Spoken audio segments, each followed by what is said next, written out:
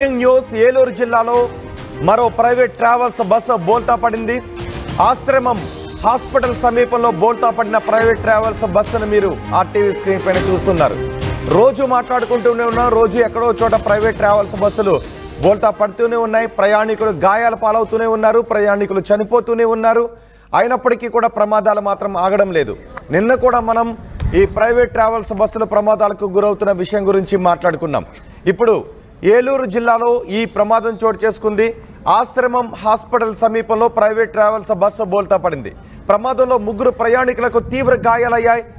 ఆ ప్రమాదం జరిగిన సమయంలో బస్సులో 30 మంది ప్రయాణికులు ఉన్నారు. విశాఖపట్నం నుంచి గుంటూరు వెళ్తూ ఉండగా ఈ ప్రమాదం చోటు చేసుకుంది. క్షతగాత్రులను ప్రభుత్వ ఆసుపత్రికి తరలించారు. చూడండి ఒకసారి సైడ్కి ఎలా బోల్తా పడిపోయిందో. బస్సు మొత్తం వేగంగా వెళుతూ రోడ్డు పైన బోల్తా పడి కొన్ని మీటర్ల దూరం అలా ఈడ్చుకుని వెళ్ళిపోయినట్టుగా తెలుస్తూ ఉంది. అక్కడ మనకి ఆ ఆనవాళ్ళు కూడా అలాగే కనిపిస్తున్నాయి. రోడ్డుకి అడ్డంగా బోల్తా పడిన దృశ్యాలు మనం చూస్తున్నాం. గాయపడిన మహిళను బస్సులో నుంచి బయటకు తీసి స్ట్రెచర్పై ఆసుపత్రికి తరలిస్తున్న దృశ్యాలు కూడా మనం చూస్తున్నాం. ఈ ప్రమాదాలన్నిటికీ కారణం ప్రధానంగా అతివేగం, నిద్రమత్తు. డ్రైవర్లకు తగిన రెస్ట్ ఉండటం లేదు. పైగా డ్రైవర్లు అతి వేగం కారణంగానే ఈ రోజు ఇలాంటి వార్తను మీకు ఈ ప్రమాదాల గురించిన వార్తను మీకు చెప్పడంలో మా ఉద్దేశం, ఆర్టీఏ అధికారులు స్పెషల్ డ్రైవ్లు నిర్వహించాలి. అతివేగంగా వెళుతున్న ప్రైవేట్ ట్రావెల్స్ బస్సుల కారణంగా ఎంతోమంది గాయాల పాలవుతూ ఉన్నారు, మరణిస్తూ ఉన్నారు. కానీ సంబంధిత అధికారులు మాత్రం ప్రైవేట్ ట్రావెల్స్ బస్సులు వెళుతున్న మితిమీరిన వేగాన్ని మాత్రం కంట్రోల్ చేయలేకపోతున్నాయి. అంతేకాదు డ్రైవర్ రెస్ట్లో ఉన్నాడా లేదా, నిజానికి ఆర్టీసీ లాంటివైతే డ్రైవర్లకు సముచిత రెస్ట్ ఇస్తుంది, కొన్ని పరీక్షలు చేస్తుంది. కానీ ప్రైవేట్ ట్రావెల్స్ బస్సులు మాత్రం అత్యవసర పరిస్థితుల్లో కొన్ని సందర్భాల్లో క్లీనర్స్ చేత కూడా బస్సులు నడిపించే సందర్భాలు చోటు చేసుకుంటూ ఉన్నాయి. అయితే ఈ ప్రమాదానికి కూడా బహుశా నిద్ర మత్తు కావచ్చు, అధిక వేగం కూడా కావచ్చు. ఒకవేళ మామూలు వేగంతో మాత్రం, పరిమిత వేగంతో మాత్రమే ఉంటే ఇలాంటి ప్రమాదాలు జరగడానికి అవకాశం ఉండదు. ఇది యోలో బస్. ఇది విశాఖపట్నం నుంచి గుంటూరు వెళ్తూ ఉండగా ఏలూరు దగ్గర ఈ ప్రమాదం చోటు చేసుకుంది. ఈ ప్రమాదంపై పూర్తి సమాచారాన్ని మా ప్రతినిధి మణికుమార్ అందిస్తారు. ప్రస్తుతం సంఘటనా స్థలం దగ్గర ఉన్నారు. మణికుమార్, గాయపడిన వారి పరిస్థితి ఏంటి? ఈ ప్రమాదానికే కారణం ఏమని చెప్తున్నారు? ఒక 2 రోజుల క్రితమే ఏలూరులో ఆ చుదిమెల్ల దగ్గర ఒక పెద్ద యాక్సిడెంట్ జరిగింది. సిమెంట్ లారీని వెనక నుంచి ప్రైవేట్ ట్రావెల్స్ బస్సు ఢీకొన్న ఘటనలో 4 చనిపోయిన పరిస్థితి. ఆ ఘటన మరొక ముందే 2 రోజుల తర్వాత మళ్ళీ ఏలూరు ప్రాంతంలో ఆసుపత్రి ప్రాంతంలో మరొక యాక్సిడెంట్ జరిగింది. ఆ బస్సు అదుపు తప్పి, అంటే ప్రైవేట్ ట్రావెల్స్ బస్సు అదుపు తప్పి బోల్తా పడిన ఘటనలో 4 గాయపడ్డారు. ఒకరికి తీవ్ర గాయాలై వాళ్ళందరినీ కూడా అవుట్న ఏలూరు ప్రభుత్వ ఆసుపత్రి చికిత్స నిమిత్తం తరలించిన పరిస్థితి. అసలు ప్రైవేట్ ట్రావెల్స్ ఎటువైపు వెళ్తున్నాయి, ప్రైవేట్ ట్రావెల్స్ ప్రజలు ప్రయాణించాలంటేనే ఒక భయాందోళన కలిగే విధంగా కూడా ఈ పరిస్థితి ఉందని చెప్పాలి. మనం ఏదైతే ఘటన జరిగిందో, యాక్సిడెంట్ గురైనటువంటి బస్సు ఏదైతే ఉందో ఆ బస్సు యాక్సిడెంట్ గురైన ప్రాంతం వద్ద ఉన్న ఒకసారి మీరు విజువల్స్ లో చూడొచ్చు. ఇది ఆ ప్రైవేట్ ట్రావెల్స్ బస్సు. మీరు ఒకసారి విజువల్స్ లో చూస్తే ఇది డబుల్ డెక్ బస్సు లా కనిపిస్తుంది. అంటే ఇవి కొంచెం హైట్ గా ఉంటాయి. అతి వేగంతో వెళ్ళినప్పుడు అదుపు తప్పే ప్రమాదం ఉంటుంది. కానీ ప్రైవేట్ ట్రావెల్స్ సంబంధించి ఇప్పటికప్పుడు అటు అధికారులు చర్యలు చేపడుతున్నప్పుడు కూడా ప్రైవేట్ ట్రావెల్స్ మాత్రం ఎక్కడ కూడా తగ్గే పరిస్థితి కనిపించట్లేదు. తొందరగా గమ్యాన్ని చేరుకోవాలనే ఉద్దేశంతో మితిమీరిన వేగంతో వెళ్ళి ప్రమాదాలకు గురవుతున్న పరిస్థితి కనిపిస్తుంది. ఇప్పుడు కూడా ఈ బస్సు మీరు విజువల్స్ లో చూస్తున్న బస్సు కూడా ఇదే రీతిలో యాక్సిడెంట్ గురైంది. నేను ఒకసారి మీకు విజువల్స్ లో చూపించే ప్రయత్నం చేస్తాను.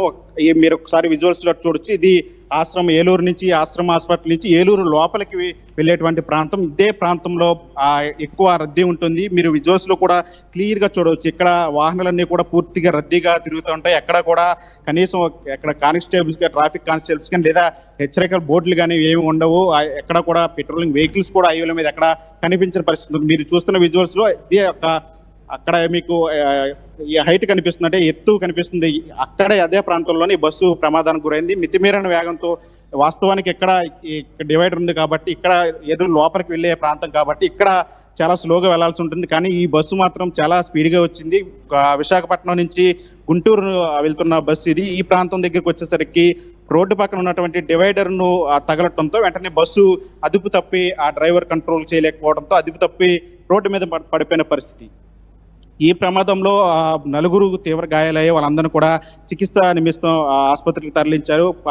క్రేన్ల సాయంతో ఈ బస్సును తీసుకొచ్చి ఇక్కడ నిలిపేసిన పరిస్థితి. మొన్న జరిగినటువంటి యాక్సిడెంట్ చూసాము, అది ఎంత దారుణంగా జరిగిన యాక్సిడెంట్ అది. తర్వాత మళ్ళీ ఆ ఘటన మరొక ముందే అదే ప్రాంతంలో ఏలూరు అంటే ఇక్కడికి 5 కిలోమీటర్ల దూరంలోనే ఆ యాక్సిడెంట్ జరిగింది. ఇప్పుడు ఈ యాక్సిడెంట్ జరిగింది. అంటే ప్రాణాపాయ పరిస్థితి లేనప్పటికీ కూడా అంటే ప్రైవేట్ ట్రావెల్స్ ఎటు వెళ్తున్నాయో, ఏ విధంగా ట్రావెల్స్ బస్సులు ప్రయాణిస్తే మనం ఒకసారి గమనించవచ్చు. దీని మీద ఎప్పటికప్పుడు ప్రభుత్వాలు అధికారులు హెచ్చరిస్తున్నప్పటికీ కూడా ఎక్కడ కూడా క్షేత్రస్థాయిలో చర్యలు కనిపించవు. ఎక్కడ కూడా వీటికి సంబంధించి కంట్రోల్ చేసే పరిస్థితి ఎక్కడ కనిపించట్లేదు. అసలు ప్రైవేట్ ట్రావెల్స్ సంబంధించిన బస్సు యాక్సిడెంట్లు వార్తలు లేని విధంగా కూడా అంటే ప్రతిరోజు కూడా ఏదో ఒక ప్రతి జిల్లా పేపర్లో ఈ బస్సులకు సంబంధించిన వార్తలు ఉంటాయి. అంటే రోజు రోజుకి ఎన్ని యాక్సిడెంట్లు జరుగుతున్నాయి, ఏ విధంగా ఈ పరిస్థితి వెళ్తుందో ఒకసారి ఆలోచించాల్సిన పరిస్థితి. దీని మీద కూడా ప్రభుత్వం కూడా పూర్తిస్థాయిలో దృష్టి పెట్టాలి.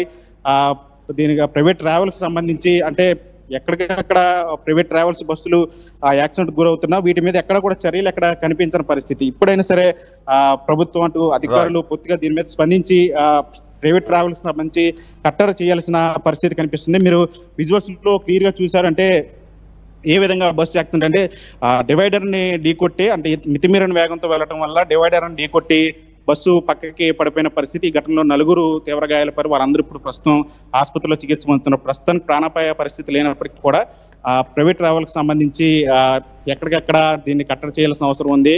2 రోజుల వ్యవధిలో ఏలూరు ప్రాంతంలో మొన్న అక్కడ చొదిమెల్ల ప్రాంతంలో జరిగిన ప్రాంతం నుంచి ఇక్కడికి కేవలం 5 కిలోమీటర్ల దూరం ఉంటుంది. ఇక్కడ ఆశ్రమాసుపత్రులు కూడా ఎక్కువ యాక్సిడెంట్ జరుగుతూ ఉంటాయి. అసలు కలపర్రు టోల్ గేట్ నుంచి ఇటు తణుకు కానీ అటు రాజమండ్రి కానీ వెళ్ళేటువంటి హైవే ప్రాంతంలో ప్రధానంగా వీటి మీద దృష్టి పెట్టి కట్టడి చేసిన పరిస్థితి కనిపిస్తుంది. రోహిత్. రైట్ మణికుమార్, ఏలూరులో జరిగిన ప్రైవేట్ ట్రావెల్స్ బస్సు ప్రమాద దృశ్యాలు అవి. ఆశ్రమ హాస్పిటల్ సమీపంలో ప్రైవేట్ ట్రావెల్స్ బస్సు బోల్తా పడింది. ఈ ప్రమాదంలో 3 ప్రయాణికులకు తీవ్ర గాయాలయ్యాయి. ప్రమాదం జరిగిన సమయంలో బస్సులో మొత్తం 30 మంది ప్రయాణికులు ఉన్నారు. గాయపడిన మహిళను బయటకు తీసి స్ట్రెచర్పై ఆసుపత్రికి తరలిస్తున్న దృశ్యాలు కూడా మనం చూస్తున్నాం. వైజాగ్ నుంచి గుంటూరు వెళ్తుండగా ఈ ప్రమాదం జరిగింది. క్షతగాతులను ఏలూరు ప్రభుత్వ ఆసుపత్రికి తరలించారు. ప్రైవేట్ ట్రావెల్స్ బస్సులు రోజు ప్రమాదాలకు గురవుతున్నాయి. కారణం అధిక వేగం, డ్రైవర్లకు సరైన రెస్ట్ లేకపోవడం అని చెప్తున్నారు. ప్రధానంగా ఎక్కువగా అధిక వేగం కారణంగానే ఈ బస్సులు ప్రమాదాలకి గురవుతున్నాయి.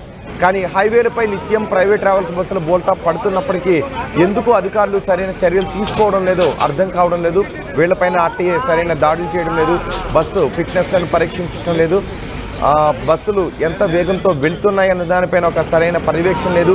ఈ కారణంగానే ఎంతోమంది మృత్యువాత పడుతున్నారు, ఎంతోమంది గాయాల పాలవుతున్నారు. రోజు ఎన్నో ప్రమాదాలు చోటు చేసుకుంటున్నాయి.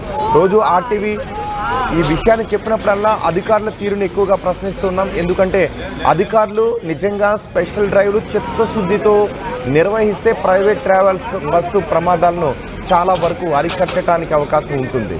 సో చూద్దాం ఇప్పటికైనా అటువంటి చర్యలు తీసుకుంటారో లేదో.